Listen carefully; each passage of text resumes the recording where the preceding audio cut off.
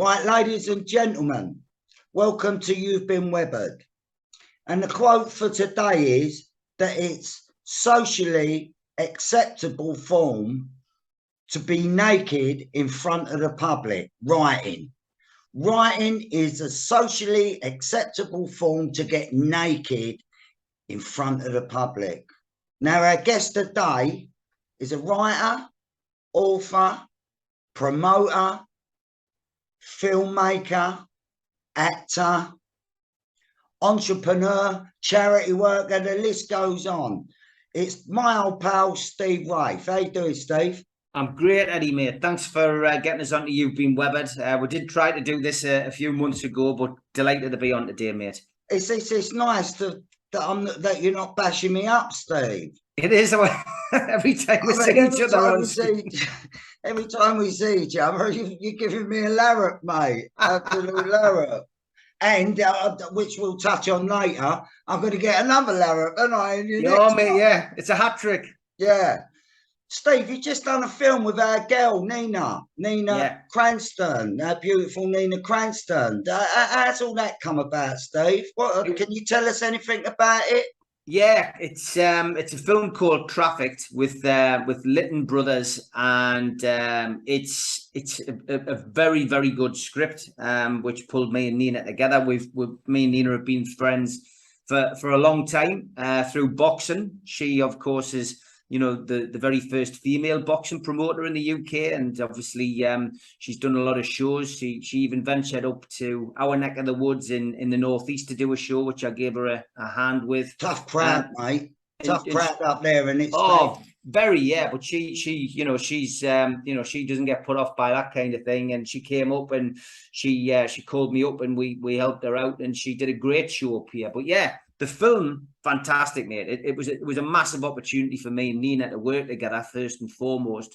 But then on top of that, we were playing like the combined lead role in as villains, which I'd never done before. I've played many sidekicks. I've played many heavies alongside other people, but this time it was me and Nina in the driving seat, and nice. Yeah, we thoroughly enjoyed it. It was tough work because I think a lot of people who watch You've Been Weathered know what the game's like, but there'll be a few people who watch this who think acting's dead easy and we all have a lovely time, and we've got lots of free time to spend. Well, we'll get into that, Steve, a little bit later. But talking about boxing and Nina and all that, you've sort of delved into that game yourself, haven't you, with the unlicensed boxing game? I mean, how did all that come about, Steve? Because you're a man of many talents, and the more I have a look about on your profiles on the internet and everything, you've got your finger in so many pies. So, and that quote that I said, that writing is a socially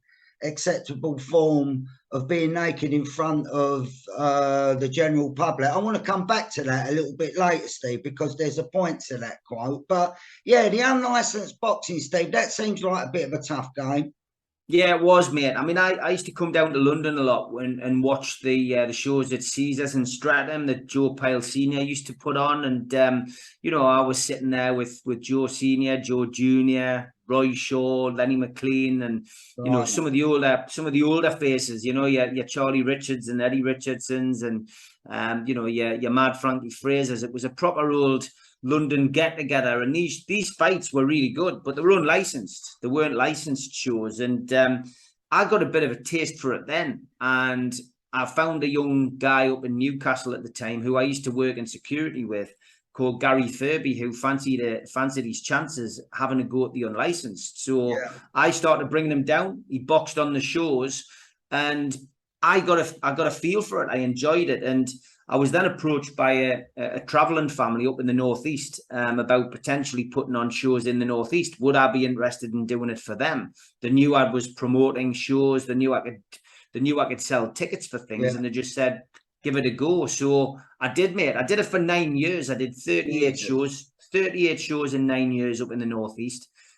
We had some great nights, some good laughs. But like everything, I think my life story, Eddie, is always known when to quit. Yes. And I got out of it just at the right time. There was a lot of copycat promoters starting to come about, a lot of people who were doing the same thing, but doing it with less security or no insurance. And it was starting to get a little bit of a bad reputation. So I got out of that after 9 years, and I went could you get nicked for it, Steve?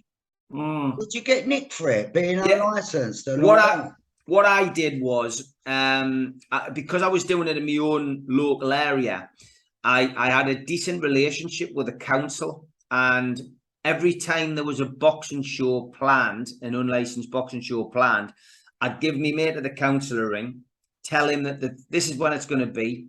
That's what the venue is going to be. It's within 3 mile radius of a hospital. I've got an ambulance. I've got a paramedic. I've got a doctor.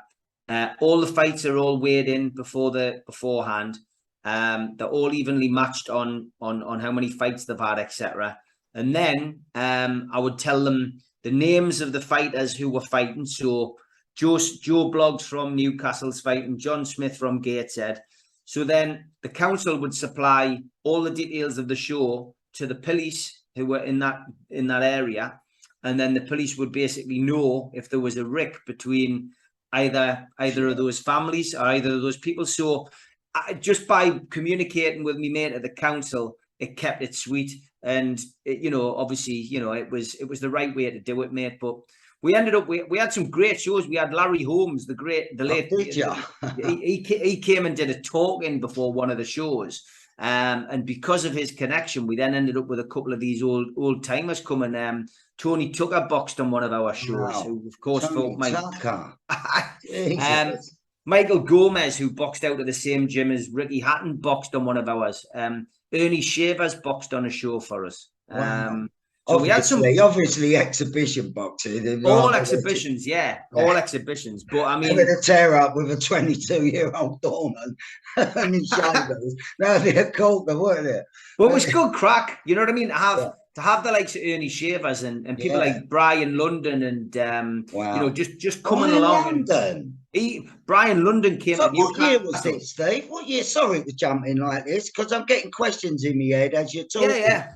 So what year, Brian London's? What year are you talking about doing this? Brian came up just to do like a bit of emceeing and do the auction and stuff, and he was part and parcel of, because he moved up to like the Blackpool area, so he wasn't too far from us, and he just came up and did a bit of the auction and stuff, or did like an appearance. Ernie Shavers actually boxed on a show though, he actually put the trunks back on and the gloves back on and got in. Mental, mate. You should have had him and Holmes fighting together. That would have been a cool, wouldn't it? Two old boys bashing the crowd out. Now, Steve, I mean, I'd like to ask you to go back to when you was young, but I know I've got to go back to like when you're 5 years old or 6 years old, because at 7, you started acting. So, Mum and Dad, I mean, were they creative people? Did they support you in I mean, where I come from, and it's not unlike where you come from, really, Bermondsey, it's a Dockland situation, and it's very old school, like people that live there, dockers and blah. As soon as the arts raise their eggs, you're without being too sort of unpolitically correct, you're a little bit of a wuss sort of thing, because I remember when I first started, I got cast as Macbeth, so I was learning this shit. And my old man, he just wouldn't stop sort of Nancy boying me up all the time and everything. Was it the same up your end, Steve? I mean, obviously, I'm from Gateshead, which is on the south banks of the Tyne, so it's exactly the same as where you're from. I went to a school called the Drive, which before the days of Ofsted didn't get any checks, and I was at that school for 2 years. I couldn't read or write, mate. I couldn't read or write. I couldn't add up. And my parent, literally, all I learned at that school was how to throw a right-hander. And how to slide down a bank on a carrier bag. That was it. And I basically left there. My mum and dad made the biggest decision in their lives, and it was a financial one. to try and save me school career. They put us into a private school. Now my mum was a nurse, and my dad was a debt collector at the time. And you know, basically he went from that into mortgages. Creative. My mum was very creative away from being a nurse. She was she used to write poetry. She was, you know, she was probably the one where I got the creativity streak from. And when I went to the private school, they basically suggested that I'd, you know, take elocution lessons to try and, because I'd had such a bad start in my school life, they suggested maybe trying to improve my speech, which would give us a better chance in later life with, you know, with maybe job interviews and stuff like that. So I took on elocution at the age of 6, and I started reciting poetry. Something which I did at the school. With a T? Is that poetry with a T? Exactly, yeah. So, but I enjoyed it, and I found learning the lines really easy. And I started competing in these poetry recital competitions, and I started winning them. And that was good for the school. It was good for me, and that's where it all started. And you know, I ended up playing King Canute in my very first play as a schoolboy. I thoroughly enjoyed that, and that was where my mind was made up, even at such a young age. I was going to be an actor, so never mind anything else. Wow, that's future thinking, isn't it? That age sort of thing. Because at the age of 7, like you joined a theatre company, didn't you, Stephen? You ended up going to the States, Russia, and what play was you doing in that little thing? I was very, very lucky, mate, because there was a Saturday morning theatre school was opened up at a place called the People's Theatre, which is in one of the more affluent areas of Newcastle, Jesmond.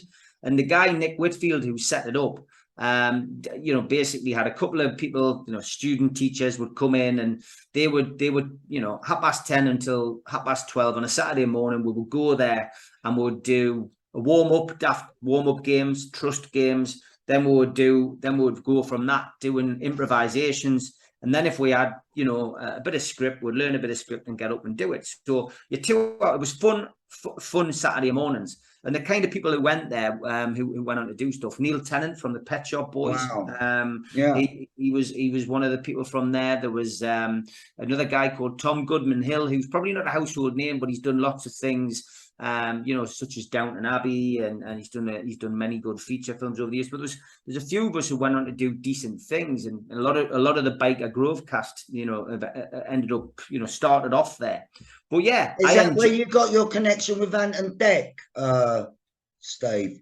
No, I mean, they were a lot younger than me. I'm probably about 10 years older than the lads, but it was really just that whole Saturday morning vibe. And we were lucky because Nick decided to do a bit like student exchanges.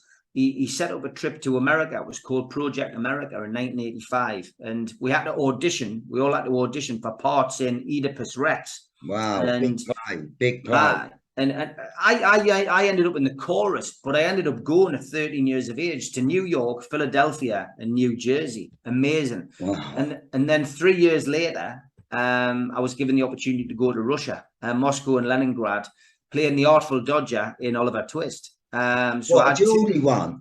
Yeah, well, I could do a Cockney accent. All right, mate. Hey, mate. How are you, Governor? I think I'll probably be more fitting for Bill Sykes now. Bullseye. Yeah. But you know what? I thoroughly enjoyed it, mate. It was life experience, and I've got to, you know, and it sowed the seed, Steve. It sowed the seed. Yeah, I mean, that was the main thing, wasn't it?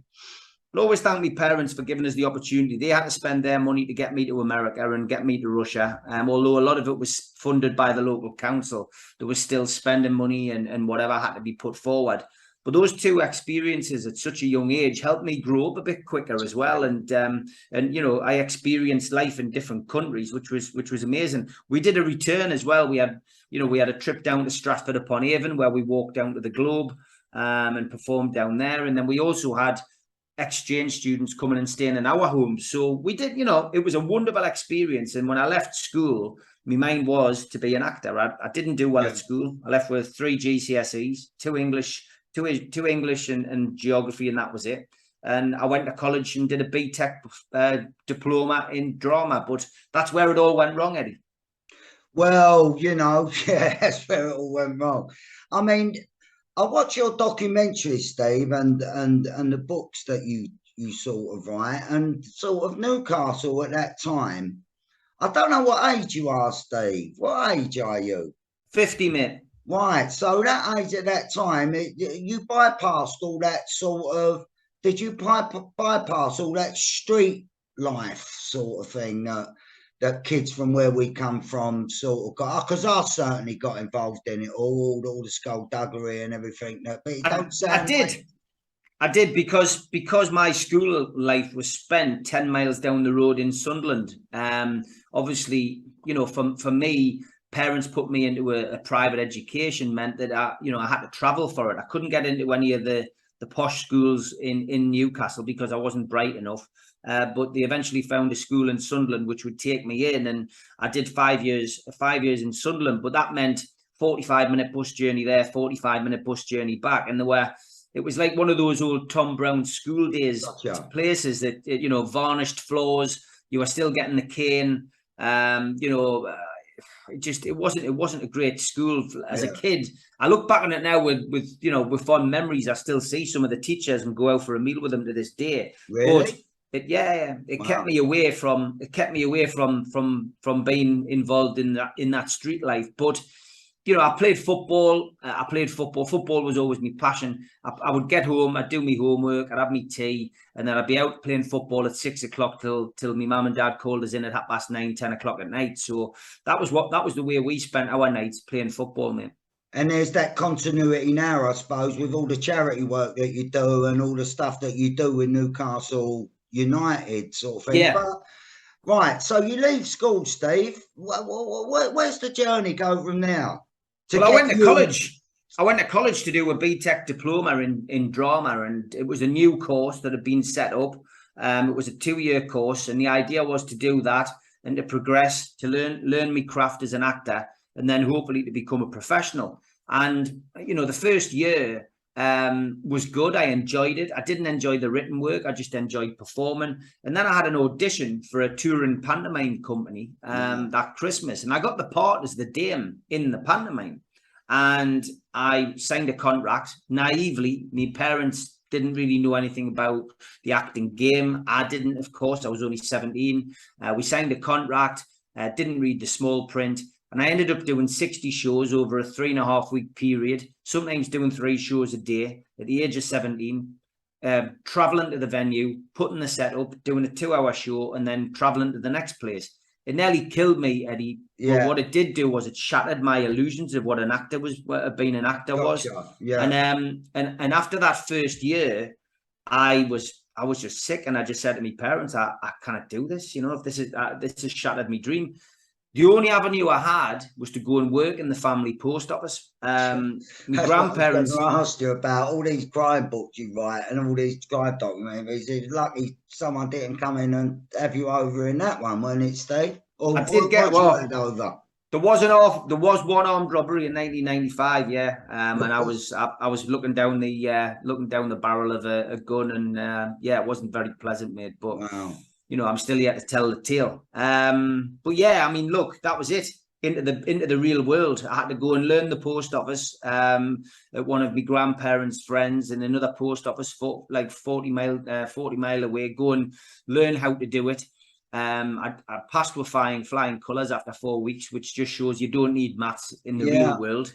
And I set about becoming a post office manager at the age of 18. Unbelievable. Not the path I'd chose, but what, for a Royal Mail sort of thing rather than your own post office? No, it was basically what happened was my grandparents owned the post office and they had owned it and run this post office in Gateshead for 37 years. And my granddad was getting ready to retire. So I went in, and with the help of my dad, who by now was a mortgage broker, we did a deal with my grandparents to take the post office over. So my dad went in as the boss, I went in as the manager, and we took it over and ran it as a father and son concern. But my dad didn't want to work in the post office, He was doing it to help me out. So that was it. I was the manager of a post office at the age of 18. And by the time I got to 21, I worked for virtually, peanuts, really. I worked for beer money at the post office for about 3 years.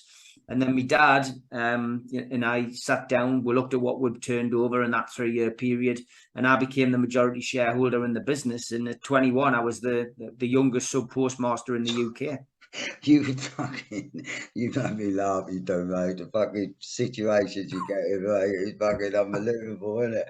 So, so obviously, I mean, it's so difficult to torture without mentioning sort of crime and stuff, because you're known for a lot of things, and I'm glad you said what you said, really, Steve, because there's a lot of people that don't know that about you, like with your acting and everything.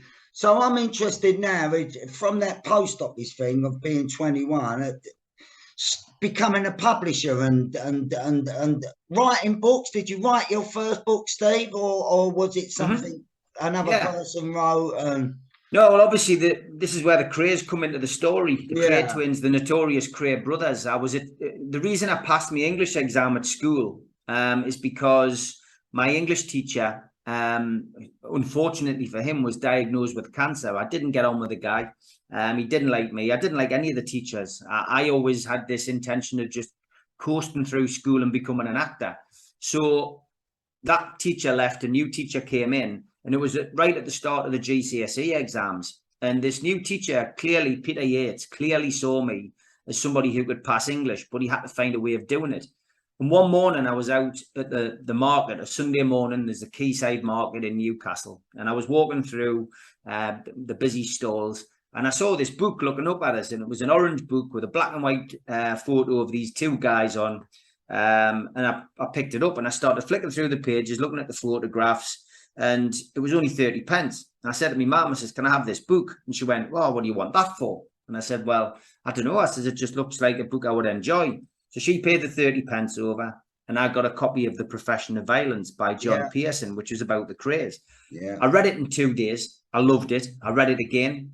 And when we went back to school, and we were looking at how the GCSEs were going to work, it was 50% coursework and 50% exams. And the teacher, Peter Yates, came to us and said, "Steve, have you read a book recently which has made a big impression on you?" And I went, "Yeah, I have." He says, "You can use that book as part of your GCSE final exam." So he says, what is the book? And I told him, and he said, "Yeah, you can use it." So I passed my English exam studying the KRAY twins. And when I left school, I wrote to them. I wrote to Reggie in Gartree Prison, and I wrote to Ronnie Kray in Broadmoor Hospital. And within a few days, they'd both written back. And so that's where the journey began. So what was the fascination then, Steve, to carry on that sort of journey with them two? You know, I mean, I'm fascinated myself, because sort of I was brought up around a lot of crime, you know, like every crime sort of thing, and I couldn't fucking wait to get away from it all, to tell you the truth, and disassociate myself from everyone sort of concerned in it, really, because it never caused anything but sort of aggravation to me, you know, being sort of linked up with people that were running in banks with guns, and you always got tarred with the same sort of brush, and it was nothing glamorous. I mean, it was glamorous when you was out all night with people, you know, that have just sort of done their thing or whatever, spending all their dough and everything. But I hated it, Steve. I couldn't, you know, when people glamorize these people, I mean, I can't understand it, really, because, and that's what I want to ask you. What was the fascination? I mean, because you sort of, not only the Krays, it's like people, I don't know, people around them as well, you sort of got to know, didn't you? You start to ingrain yourself into that sort of little community in some way. And was you in awe of them, or was it just an actual sort of journey? It's a strange situation, because I look back on it and I certainly don't regret getting involved with them. But I was 15. I was a schoolboy. I was at an influential age. I had posters on my wall of Peter Beardsley, Chris Waddle, Kevin Keegan, because I'm a big Newcastle fan. Yeah. The music posters I had on my wall were the Sex Pistols and the Jam, and you know, I think I had the odd one of Madonna up there for obvious reasons. And then I had a little picture of the Krays because they had an influence on my life. And what I got out of that book was the glamorization. I loved the way they dressed. I loved the sharp suits. I loved the fact that they were connected to celebrities. I loved the fact that they were into the boxing, which I was at the time. I love football and boxing. I loved the fast cars. I loved the beautiful girl that Reggie had on his arm. And all of those things overshadowed the protection rackets and the murder and the gangsterism. And the bullying. And I separated them. Clearly, the Steve WRAITH, who was 15, parked all of that there. Yeah. And basically just fell in love with the whole image. Yeah. And that was the dangerous thing. And years later, I had the conversation with John Pearson about it. And he was traumatized at the fact that somebody like me was telling him that his book had actually attracted me to the Krays. Wow. And he was horrified. Yeah, he was absolutely horrified. God bless him. And but moving forward, the letter to the Krays then turned into another letter, which I'd left school and I was working in the post office, but I was also designing T-shirts with one of my mates. And I mean, I was going to say that. Yes, we were knocking up. We were knocking up T-shirts. I was putting Peter Beardsley, Keegan, Waddle on a T-shirt. We were selling them outside the ground. You see, it still goes on to this day. And I came in with a suggestion of the Profession of Violence and the Pearson, like the Pearson cover on a T-shirt. My mate goes, "They'll never sell." And I went, "Well, let's give it a go." So there was a local vinyl record shop in Newcastle called Pet Sounds, and they used to do a sale or return deal on T-shirts. So that's where we started. We bunged them into there, stuck 10 in, sold out. So then they said, "We've got another shop in Gateshead. We'll take 10 for here and 10 for there." Sold out. Then we went down to the Quayside Market, got a shop down there. They took them in. It became a business. We were selling more of these KRAY T-shirts than we were anything else, and that's how it started. And I'd gone to the Krays and asked them about it, and they said, "Look, we'll take 70%, you take 30%." But it was 35% for Reg. Oh no, but 35% for Rod. Fuck it. But you know what? It that's how the relationship began. And subsequently, I found myself, Eddie, walking into the book, meeting all the characters, and walking out the other side. And that's how I got to meet the likes of Freddie Foreman, Tony and Chrissy Lambriano, Eddie and Charlie Richardson, Roy Shaw and Lenny McLean, Charlie Kray, their older brother. Set you up, yeah. The train robbers, Bruce Reynolds became a good friend, Howard Marks, Mr. Nice. And I guess the reason that I got on with these people, Eddie, is really simple. I didn't pretend to be something I'm not. Yeah. I didn't go to London in my suit and go, "I'm Steve WRAITH, I run Newcastle." I told them the truth. And I think a lot of these people who I've got to meet over the years, some of them who I've done books on, some of them who I've done books with, some of them who I've done documentaries on or with, they've all said the same. They respect me because I'm not a liar. I'm not somebody who pretended to be something I'm not. I'm just somebody who says, if I can do something, I will. And I didn't get dragged into any of the naughtiness with him, Eddie, either, you know? Yeah, of course. I love Howard. I knew Howard quite well. He was a lovely guy, Howard. He was fun, you know? I got him involved in a movie once in Spain. There was a couple of people there. I think the movie was called Slave. You could get it on thing. And they said, "Look, we need a club owner in this movie. We need someone to run a club in Port Banús." So I said, "I know the person for this." I said, "How about him, Howard Marks?" They went, "What?" I said, "Yeah, I'll get him out there." And he come out there, Howard. It was just the most classic thing. It was like Elvis. I mean, the guy, the only other person I've ever sort of seen people react to like that is Danny Dyer. Yeah. You know, we used to go out to clubs in Danny, and people used to just sort of engulf him and it's the same. But he was great fun, Howard. It was really, really good fun. But I watched that documentary you done on the latest one that they showed on Netflix. It was called The KRAY's gangsters behind bars. Behind bars.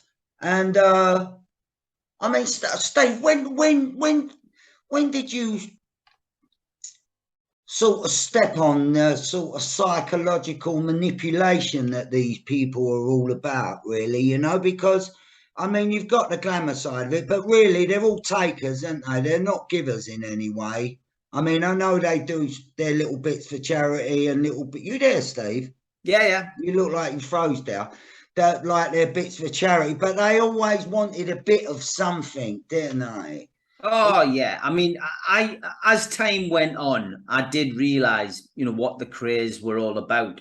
Reggie in particular was a very manipulative guy, and Yeah. they started off the KRAY parties again, where they were raising money for charity. They had a few people who had written to them over the course of time. A young lad called Paul Stapleton, who had muscular dystrophy, for example, and they would do a charity party, maybe in London, charge £25 a ticket. Charlie KRAY would be the host on the night. They would get maybe a few celebrities. Shane Ritchie would go along. Ray Winston went to a couple of these. They might get an ex-footballer or two. Julian Dix had been along to one or two of them, and they had the little circle, you know. Your Barbara Windsors would turn up as well, and Helen Keaton from London's Burning was quite popular at the time. They're all good friends. Mike Reid, another well-known actor. John Altman. The list's endless, really. But these people would go along, give up their time for free. Things, you know, money was raised for charity. But then what happened? Reg eventually got sick of giving money to charity, and he started to turn the screws on people doing the events for him on the outside. And suddenly a percentage had to go to Reg, and then 50% would have to go to Reg. And I had a couple of arguments with him, Eddie, about it. I did a charity event in the northeast of England for Terry Moran, who was a young boy who was going to be a great footballer, could have played for Newcastle, but he had a horrendous accident when he basically went up in flames wearing a shell suit next to a bonfire. Oh, and he ended up with 85% burns. And from my perspective, I decided to do a charity fundraiser for him in the northeast of England. Yeah. And we raised £2,100 for him. It was before the days of invalidity benefit and being able to get a car and stuff like that. And we raised good money for him. We then did a second show up in Newcastle for him. But this is the one that Reg really turned the screws on. He basically said to me, look, he said, you know, I want 50% of the ticket money, or I want the bar money. And I said, Reg, you can't do that. And we ended up having a big argument, a big dispute. I slammed the phone down on him. And that's where we ended up. You know, we ended up in a bad situation. And I just realized, you know, that I was being used, Eddie. That's it. But what could they do? Did they still have a little firm out there that would, like, of sycophants, I suppose, that would do anything for them? Because I remember I'd done a play up in Scotland in '94 for the festival, and it was a book written by Silly Nuts Tony Lambriano, you know, and he come up, Charlie KRAY come up, Ian Barry was there. I mean, I've got footage of a BBC interview that they'd done. I was filming them being filmed, sort of thing, and they seemed just to be ponces to me, you know what I mean, Steve? It was just, he had 50 quid off me, that Lambriano. He told me, he said, look, all right, boy, he said, you got to lend us 50 quid. I've just got a clamp on me car. So I went, yeah, of course. Not thinking, I mean, I didn't know who the geezer really is. The first time I met him, because they all come down there. I've given him the bullseye. And the director said, what you doing that way? I said, he had a clamp. He said he come up by fucking train. He said, I never got the 50 quid, but it was was that inside the firm? Inside the firm, yeah. John McVeigh. I went to the London premiere of that. Yeah, they didn't cut. They made us do all the hard work. Took it up to Edinburgh, grafted our nuts up in Edinburgh, and when they brought it back down to London, and we was a hit in Edinburgh. They done it at the Hornchurch, I think. That's right, I was there. They recast it. I couldn't believe it, you know, and we devised it. We actually devised it, but hey, that's what happens. But the point is, you know, I was saying to my wife, I'm totally fascinated about people that are fascinated about these and they turn them into like godlike things. I think Freddie's a different kettle of fish, I think, because he's a genuine, principled person, isn't he? I know he's done what he's done, and I always remember in a documentary that he, I think it might have been your documentary or it was another one, where he was talking about they had a meeting and they was just so fucking putting it on them craze that they were talking about ironing them out. Yeah, it's true. I mean, you know, I got to know Freddie Foreman in 1995. I was obviously Charlie Kray's security at the funeral, at Ronnie Kray's funeral, and Freddie was out on day release that day for the funeral. He carried the coffin, of course. They had somebody from north, south, east, and west of London carrying the coffin. And I got on really well with Freddie. Tony Lambriano and Charlie Kray introduced me to Freddie, and that was it. We've been friends ever since. And yeah, he's different. He was a different sort altogether, Fred. I mean, you know, very, very dangerous guy. Yeah.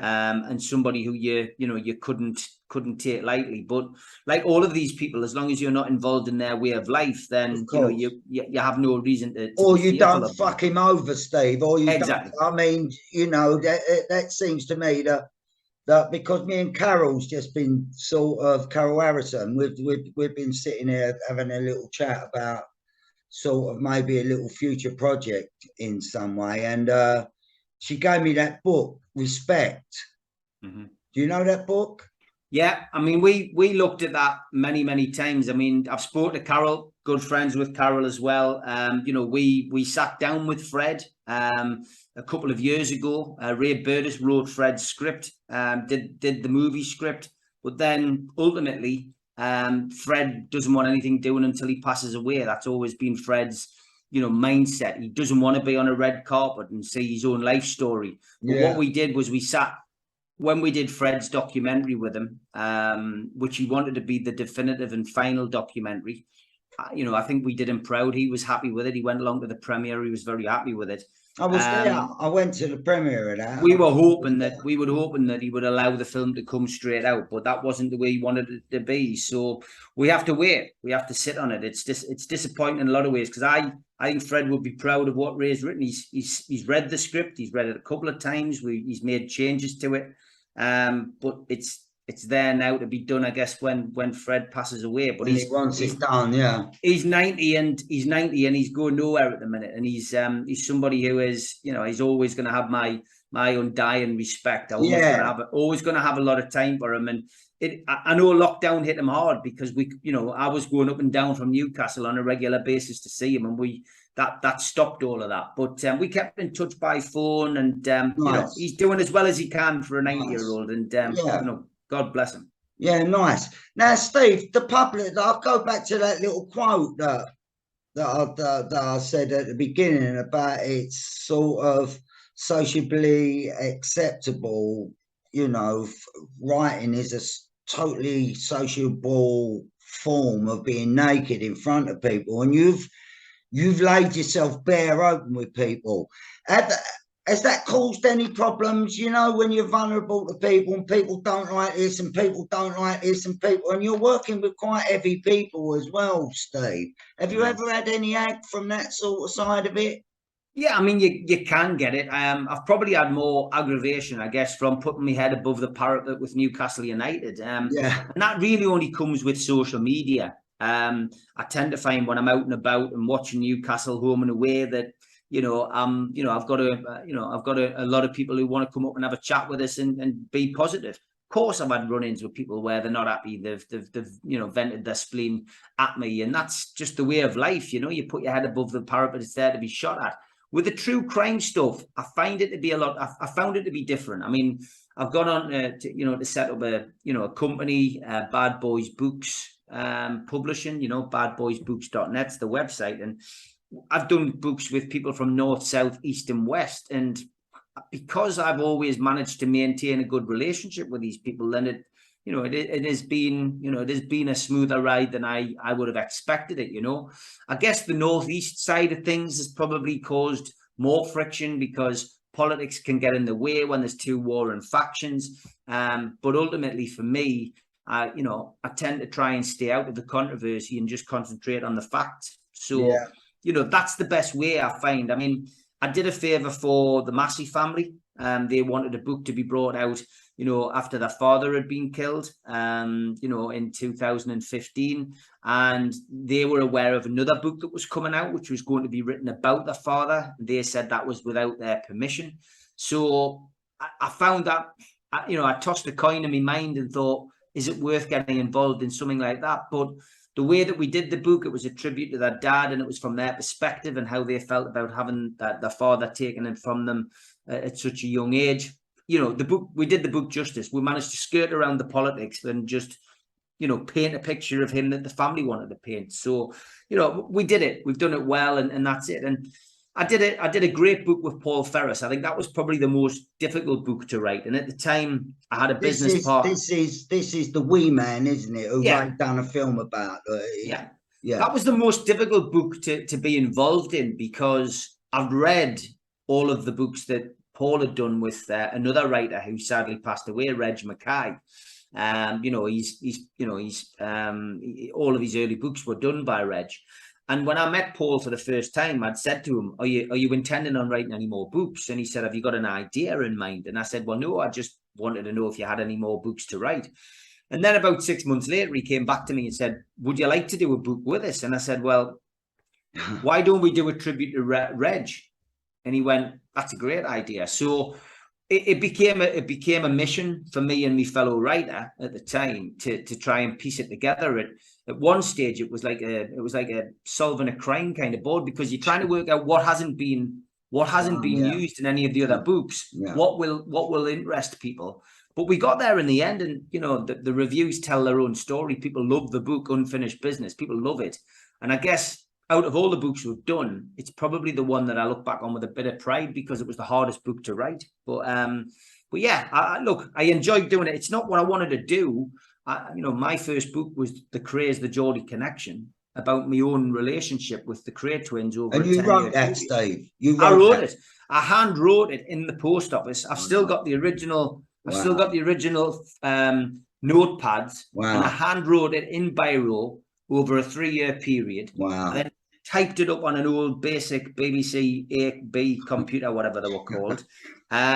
So then I typed it up, and then I went out to find somebody who could try and, you know, help us condense it and make it more of a book format. And that was where I teamed up with my ex-business partner. He came on board. He'd written a book in the past about an MMA fighter.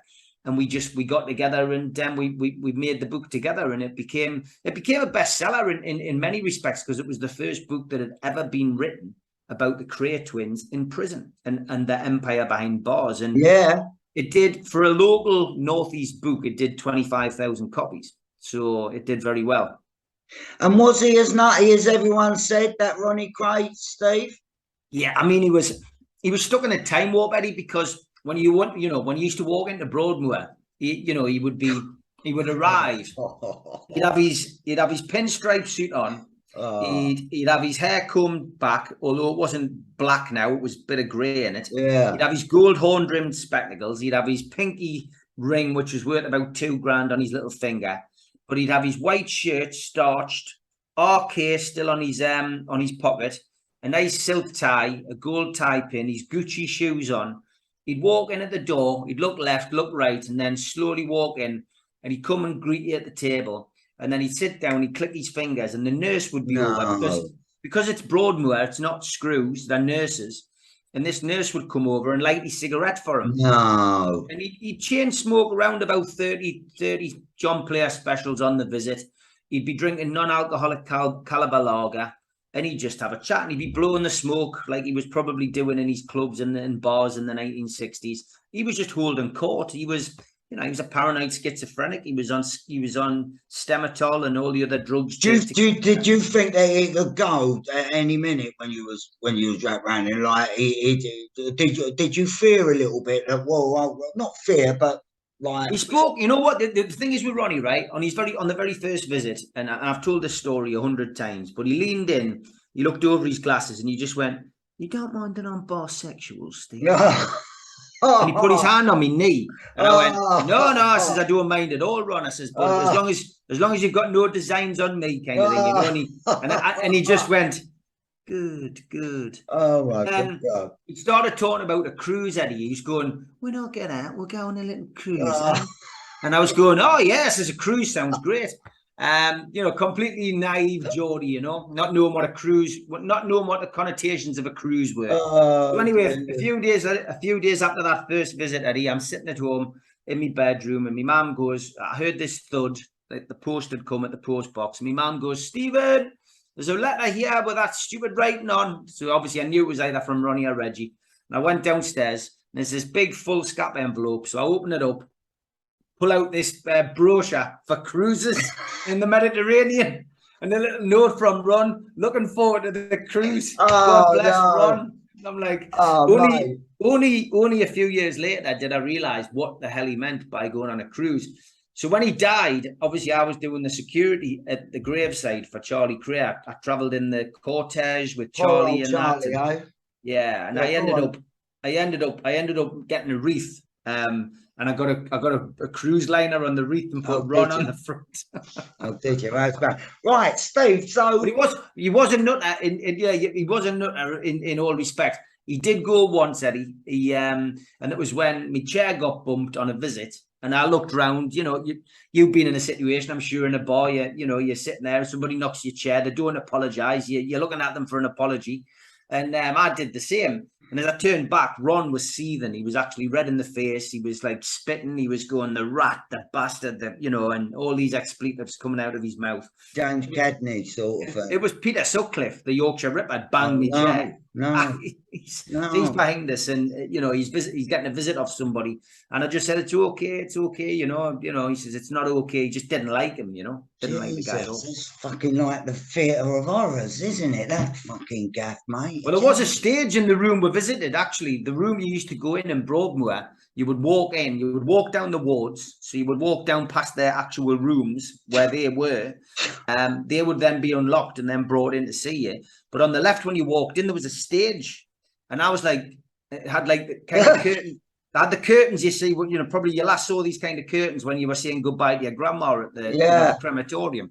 But it was like a proper stage. And apparently they used to do musicals and performances in this room. You can imagine Ronnie Kray getting up and down that doing these fucking Noel Coward impersonations. And they go, oh, darling, Right, Steve, there's another little future project. I don't know if you want to talk about it or not, but I've read the script, and it's sort of really, really colourful, and thanks for letting me have a little part of it, although I get fucking bashed up again in it. It's but I don't know if you want to say anything about that one, Steve, because no, I can. Interesting. I mean, the thing, I don't know how to say this without sort of jumping on other people. I think you know what I'm talking about. There's a couple of people who they meet when they're in sort of Tenerife sort of thing. I mean, it's colourful, and it sort of consolidates a lot of and contradicts a lot of stuff as well, if that makes any sense. Yeah, I mean, look, from my perspective, I've been a big fan of gangster films since I was a kid. From watching Jimmy Cagney and Angel with Dirty Faces, to watching The Godfathers 1, 2, and 3. Then to watch Once Upon a Time in America, and then moving on to the classics, like the modern day classics like Goodfellas, and the craze that Ray Burtis did. I really enjoyed that, and the business and stuff. Apart from Tom Bell playing Jack the Hat. Yeah, exactly. He was a mate of mine, Tom. He was a mate, and I spoke to him about it. I said, why did you do it in a northern accent? He went, no one told me not to. Yeah, well, you know what? It's been some absolutely brilliant ones. I mean, the list's endless. I loved Villain with Richard Burton as well. I mean, that's another one of my favourites. But then growing up with the likes of The Business and then the rise of the Foot Soldier franchise, and watching all of these things develop. But the one common denominator is the two driving forces behind this project are, I love that kind of genre, and there's never anything from a Northeast perspective.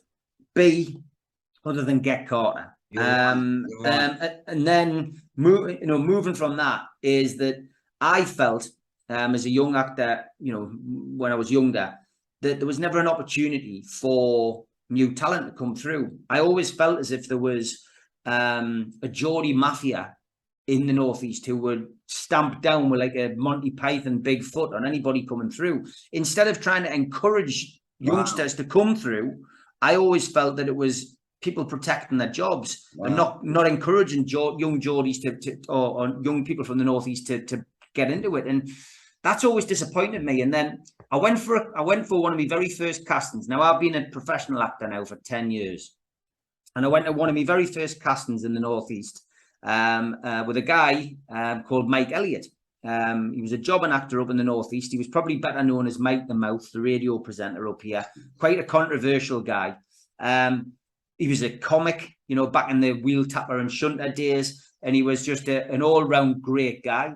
And he'd been in things like Purely Belter up here and, big Northeast films and TV shows. And he said to me, he says, I'd done a little bit of work on a BBC show called 55 Degrees North of them. And he said, you know what, son? I don't know what on earth you're getting involved in this game for. And I said, why is that? He said, we'll only ever get cough and spit parts up here.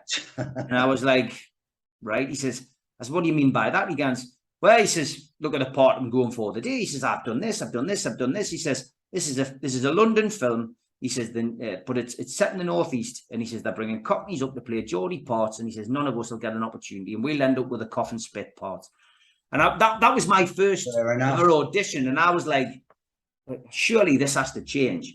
How can you change it? And I don't know, mate. It's just that kind of thing that's driven us. And I've been lucky. You have to have a bit of luck in your acting career. Mainly through my own endeavors with networking, with helping people, doing stuff for free. And then just hard work, mate. And this particular project, A New Breed of Criminal, is based on a book that I wrote called Operation Sears, which is about a group of three brothers in the northeast of England who went on to become one of the most notorious families in Newcastle. And they were getting a few quid as well, weren't they, Steve? Yeah, they were getting a few quid, and they were, they're very well respected up and down the country. And that's what this book was about. I wrote it. It came out just before lockdown, and we had a bit of interest from somebody who wanted to make a film, and we met up with a guy before lockdown. We had a good chat with him. He said he was going to write the script, but sadly, for whatever reason, he just couldn't get round to getting the script done. And I had spare time, Eddie, in lockdown, like a lot of people did. So I set about the task of writing my first script. I was very lucky because I had a good friend of mine, Ian Lafreniere, the guy who created The Likely Lads and, After Zane Pet and some other great shows, as somebody as a benchmark. So my very first script was 168 pages long. I knew that was far too long, but I sent it to Ian. He dropped us an email. He says, can we have a Zoom? I said, he says, I want to have a chat with you about it. And he'd printed it off, and he was sitting in LA. I was sitting in Gateshead, and we had an hour's chat. He allowed us to record it. And his first line was, first 20 minutes is fucking brilliant. He says, the rest of it's a fucking mess. Yeah. And that's just what I needed to hear. Yeah. Because you don't want someone blowing smoke up your arse, Eddie. You want somebody to be honest with you. Cool. So I then went away and I said, can I come back to you when I've cut it down and I've rewritten it? And he says, you might do 20 drafts of this, Steve, mind. He says, there's no quick fix in script writing. And that was it. I just listened to the man who's done it all as far as a Geordie's concerned. And I got to the third draft and I was happy. He said he still think it could be improved, and he was right, because I've had to do another draft again, and I'm doing another draft now. But we're nearly there. And it's it was then a process of luck again. Really, I did this film with Nina, and it was the same guy who directed that film, Trafficked, who did my documentary that you were talking about earlier, The Crazed Gangsters Behind Bars.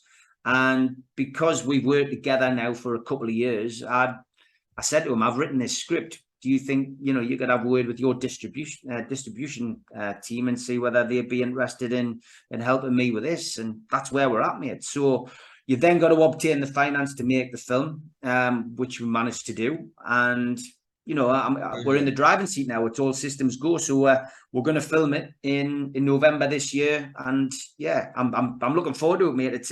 It's been my baby all the way through, and I'm delighted to say that, you know, we've got everything going now, you know, mate, and delighted to have you on board as well. Well, it's nice to hear that story, really, Steve, because I mean, we all go through that as well as London actors. You know, you sort of look at programs and films where you know that someone is usually speaking in an RP accent, is doing a Cockney role. You know, he's doing a I don't like the word Cockney anyway, but it's like, I don't know how you feel about the word Geordie, but Cockney sort of, I don't know. But with people putting on my accent, you know, and Jeff's accent and everyone's accents. So it is, I understand exactly what you, that's why I think the business made such an impression, really, Steve, because Nick used us all, you know, and we'd all been friends for many years, and we all knew the people that we were supposed to be portraying, and it really does make a difference, doesn't it, when you're using sort of native speakers? Yeah, I mean, for me, I just wanted to make sure that we give some new talent a chance as well. I mean, good. I think, you know yourself, I know that we have to have some big names, or some recognizable names and faces sometimes to get that distribution deal that you want. But in the mindset, you know, when you're talking to the distributor for the first time and giving them your idea and laying it out and saying, this is why we want to do it in this way, and you know, we're giving new talent a chance. It's a big project for me, but if we get this right, which I'm sure we will with the people who've got on board, then there's no reason why we can't then go on to make other successful films with the same kind of ethos, but with the same people, and giving other new faces a chance. It's, you know, it could be a big success, mate. And, you know, we've got a high benchmark to hit, you know.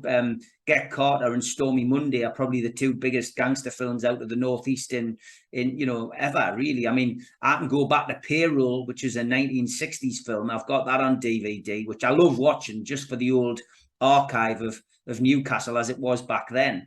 But other than that, you're really struggling to find a really good film that's, you know, crime film that's come out of Newcastle. So that's what we're hoping to achieve. No, you're right. You're absolutely right. The only other great northern film that it's not a gangster film in any way is Kes. Yeah, classic. And he's still going, Ken Loach. I've done a movie with Ken. We've done a movie. I spent two weeks out in Poland with him, Ken Loach, in a movie called It's a Free World, where Kirsten Waring was the lead, and I had 2 weeks with him. And I'm funnily enough, the last podcast that I've done, we spoke about this, because Ken Loach still shoots in film, right? He don't shoot digital, and I was fascinated because he doesn't use a monitor either, and his coverage is so it's just beautiful, absolutely beautiful. But anyway, it's away from what you were speaking about, and I think you're right, Steve, and it's so good that you're championing sort of new talent coming from your part of the world, because otherwise they don't really get too much of a chance, do they?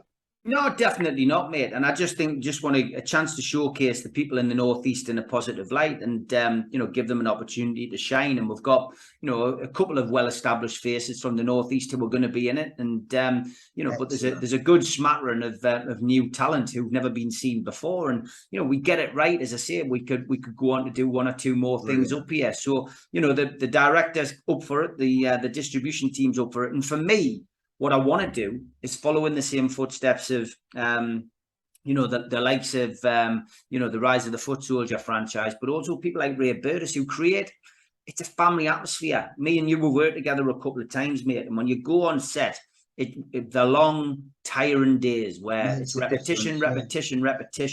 And we're all working together as part of the team, and it doesn't matter whether you're the Sparky, whether you're the, you know, the makeup artist, whether you're the gaffer, whether you're the runner, whether you're the director, whether you're the actor, whatever. You know, it's a team it's a team together and it's a family. Do you know what I mean? And really, that's what I want to create in Newcastle. You know, I want to make sure in the northeast we've got that on this film. And obviously, we're going to go across to Tenerife for a couple of days to film your stuff. But you just want that team together, and if you can build that in the northeast, like they've done in London successfully on many projects, we won't go far wrong, mate, you know. Marvellous, Steve. Absolutely marvellous. Right, Steve, I've took too much of your time as it is now, so we're going to end it all now. So, Steve, is there anything you need to promote at the moment, or need to put? I think you've done quite well on this. I think so, mate. I mean, look, I do my YouTube show, and I'm going to get you on, mate, because it would be good to get you on at some point. Probably get you on a bit nearer the time of the film, and I think maybe we can have a chat about that. But